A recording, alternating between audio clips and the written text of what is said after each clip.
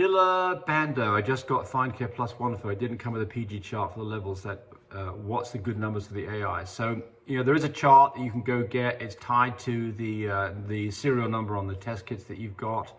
But I don't even bother with that anymore. I mean, here's my rule of thumb: start breeding at 17. Stop breeding at breed 2 days later, and make sure the PG levels are above a 22 or 25 for a vaginal. Do a surgical and something closer to a 30. Or a TCI, something close to 30. Okay. Next one, rolling up here. Can a dog still have a pregnancy with pyometra if she was just mated? Yes. So you've got two different kinds of pyometra. Pyometra is an infection of the uterus. The signs of pyometra is a dog that is listless, has a higher temperature, may not be eating food, may have a discharge. Dogs that, so what do you do with a pyometra? Well, the first thing is you go to your vet and you have an x-ray done to find out exactly how bad this is. A pyometra is open, which means that there's a discharge going on. Treat it with antibiotics, and if you get the temperature down and the infection goes away, you're probably good to go. If it's a closed pyometra and the dog is really getting in trouble and the temperature goes up and you've got a temperature that's like 103, 104, there's no discharge, that dog, unfortunately, probably needs to be spayed. You're probably not going to, that will, of course, ruin the pregnancy. So you're in this touch and go. And I've been in situations both ways on this. I did a video on closed pyometras where we had to spay the dog. The dog would have been in big trouble. She was not a happy dog. We did a spay, and she was right as rain within 24 hours. It's a beautiful dog. Never had any puppies from, well, she had one litter, but that's just the way that it is. And so she's fine, but I've had dogs with open pyometras that have been fine too.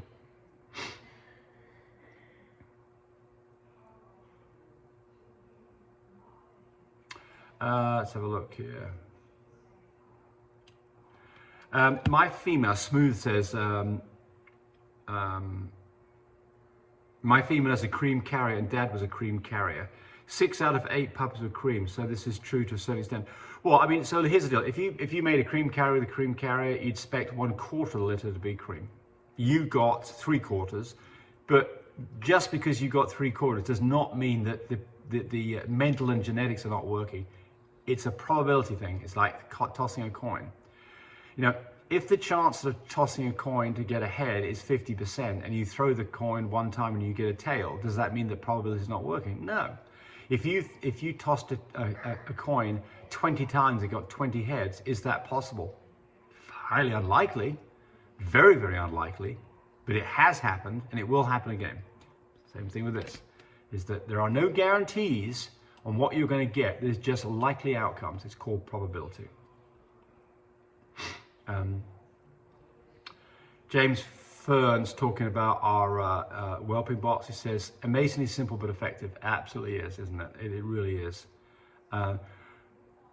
Robert Harris says, talking about unterminated periods, what tool do you use to flush my dog out? Well, it's just a mechanical situation here. You've got a dog that got bred to the wrong dog, or you've got a dog that was bred and you don't want a pregnancy. What do you do?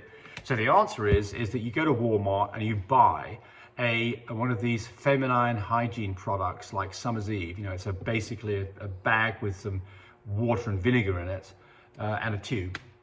And you stick the tube up the dog's vulva and you squish it and you flush the dog out. And the whole idea behind this is you're doing two things. You're flushing any semen out so it comes out of the dog versus going into the uterus. And secondly, you're putting an acidic environment in there that hopefully will kill any semen that's in there. That's what you do.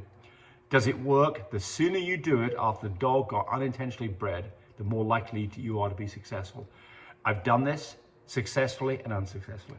It's cheap, it's easy, not much else you can do, other than after that, you're going to have to put drugs on board to do in the pregnancy. And I mean, there's things like steroids.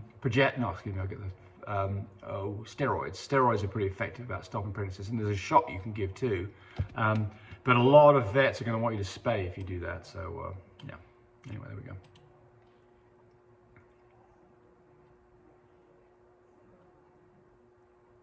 Okay,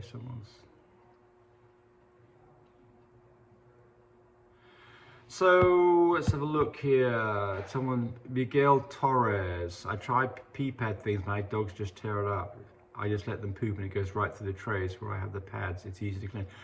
So we do the same thing in that we always have a double layer. We have when we've got older dogs that have been weaned, we'll get them into a 4x4 crate with a raised floor, with a 1/2-inch crate. And the idea behind this is you've got 4 or 5, 6, 8 puppies in there. They tend to poop in one area, and that one area they kind of walk on it and push the poop through the floor and goes down to the tray down below with pee pads on it. That's what we do. And you've got a lot of puppies in one area. They are going to be destructive. They get bored. They have fun tearing stuff up. They're going to do it. Okay, Antonia de la Cruz. When do you start feeding the puppies? Well, I'm not sure what the question here is that, you feed puppies anytime they're not gaining weight. So, if mum's milk has failed, if her milk's not come in, you're going to bottle feed or tube feed goat's milk. So that happens immediately that you've got a failed milk situation. If you've got a puppy in there that's not gaining weight, then if it's not gaining weight, it needs more calories. Simple as this. If a puppy is losing weight, there's only a certain amount of weight he can lose for it's not any longer a living puppy. You got a puppy for Frenchies. Most dogs are born about the same weight for breeds, but I mean, for Frenchies that are 20 to 30 pound dogs, typically they're producing puppies that are something between 7 and 11 ounces. 8 and 9 ounces are great weights. Things that are less than that, 6s, 5s, 4s, those are puppies that can be in trouble in a hurry. 4s and 3s absolutely need probably incubator, possibly oxygen, and certainly tube feeding. So now that's the early stages. Now we're talking about when do you wean puppies, and I've got videos on this, but typically about 4 weeks is about the point that we start taking them off mum. Sooner, if you've got a large litter and mum's milk supply is weaning anyway. So in those situations, the puppies aren't going to get enough, and you're going to have to supplement. And so the simplest thing to do is get them on Royal Canine Puppy Mousse as soon as you reasonably can. But you can't do that at 2 weeks. That's not going to happen. But you certainly could start trying this at 3.5 weeks. Later, if you can. Some mums, small litters, want to be with their puppies the entire time, and you can wean them later. Okay, how are we doing on time here? Lee French's email Cody didn't get a response. I want to see if you guys do any sort of health testing. I was interested in using 1 or 2 of your studs. Yeah, look, I mean, you can call me 580-799-2873. I'd be more than happy to talk to you. So yes, we do have to do health testing. No mo worries. My bulldog turned 6 weeks today. First litter. Okay, the litter turned 6 weeks today. How often should I be feeding them now that the pups are 6 weeks old? Could you also inform a feeding schedule? Right. Okay, so we'll answer that question on the previous one, but just real quickly ask about feeding schedule. We feed twice a day. When we start out with this, what we do is this. We've got mum and puppies together. We take mum out, away from the puppies. We put in a bowl. One of these feeding bowls as a centerpiece is the best way to do this. And we put some moussey, goat's milky slurry in there and let them have at it. And we will do that twice a day, in the morning and the evening. And then we'll put them back. And when they're finished feeding, if they haven't finished it all up, we'll put mum in there, and mum can, after 10 minutes, if there's any food left, mum can finish it up. Then we'll put them back with mum. So they've got mum and the food 2 times a day that they're getting the feedings. Then we will transition to 2 times a day, and mum's only there with them at night. And then we'll transition to mum's not there at all. And we will start moving from the slurry of puppy mousse and goat's milk to puppy mousse by itself to kibble that's been soaked in water to make it soft and smushed down, 30 minutes of soaked in hot water, to just kibble by itself by the time the puppies are 7 or 8 weeks old. I got videos of it. Let's see. Ruben Rodriguez. Is there any way that I can reach you? Want some advice? Yeah. 580-799-2873. Give me a call. I'm available most of the time, but just don't call between reasonable hours. Central time, 8 till 8 is good. I got people trying to call me at midnight. I don't answer those calls. I do answer those calls for people that I know who've bred to our dogs. I'll answer those calls. Everybody else, I don't answer them. I'm rude. Oh, Cesar Acosta says, I've been watching your videos for years and still go back to them. Good.